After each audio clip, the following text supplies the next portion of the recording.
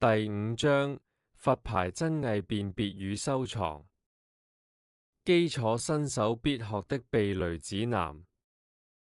當你開始深入佛牌世界，最重要的問題之一就是這尊佛牌是真的假的。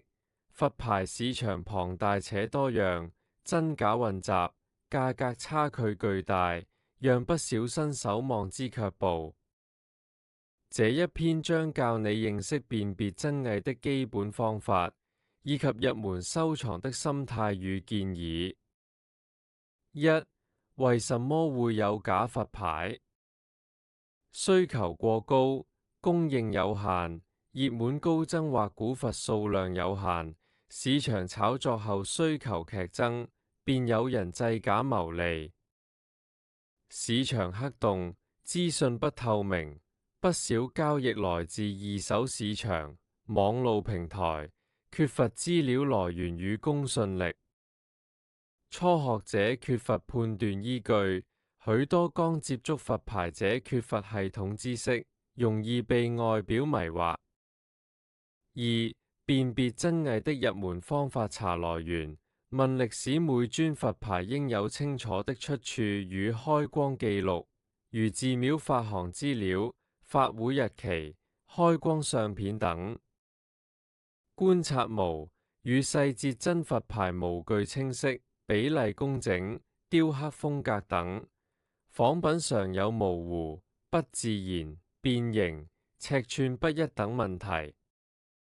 看材料：真品質感自然、細緻，粉牌有晶灰味道，金屬牌氧化自然。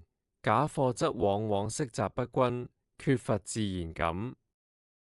驗符印與加持痕跡部分：佛牌背後有符管、符片、廟印、蠟封、刻符等，假貨仿造不易。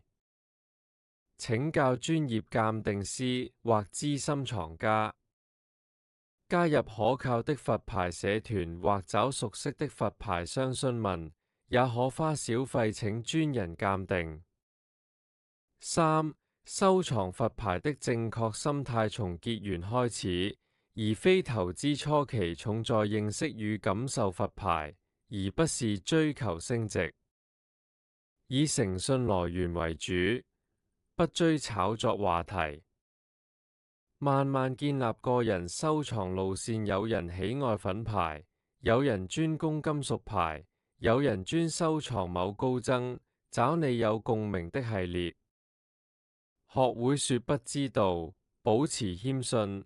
佛牌世界太深，沒有誰能全部了解。懂得學習與請教，才是長久之道。4. 新手不建議立刻入手的類型：古佛，如帕洛、南派也之類的古佛，價高難鑑定，容易誤中假貨。陰牌靈性強烈，需具備修持與了解者，不建議貿然接觸。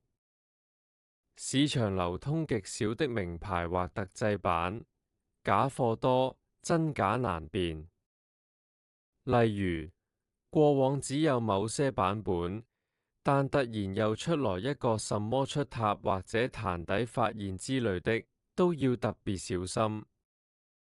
收藏佛牌是信仰與知識的結合，真正的佛牌不只是靈驗，而是具有法力與修行背景的傳承物。學會判斷，保持敬意，慢慢累積，你將在這條路上越走越穩。千萬不要迷信某某機構所出的驗證卡，畢竟這都是人為操作，當中可能會涉及人為造假和看漏眼的情況發生。然而，驗證卡也有一家程度的參考價值，但不能完全盡信。如果有需要，可以送往多間不同機構驗證，給多幾個不同的專業人士驗證，這樣也有更大的公信力。